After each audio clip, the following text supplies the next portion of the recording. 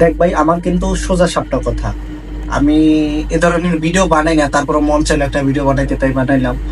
কথা হইলো গিয়া যে তোরা ইসরায়েলি পণ্য বয়কট করবি, ঠিক আছে বললাম, বয়কট সবাই করব আমরা ইসরায়েলি পণ্য। কিন্তু বয়কট কিভাবে করস তোরা?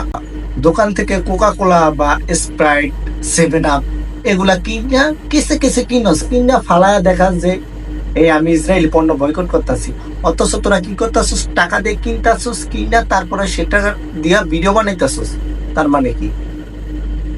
তার মানে কি তুই তো টাকা দিয়ে সেটা কিনলি না, টাকা দিয়ে কিনলি না, কিনে তারপরে ভিডিও বানাস। এরকম ভিডিওর পিছন মারি আমি, ঠিক আছে? টাকা দিয়ে কিনে ভিডিও বানাস এরকম।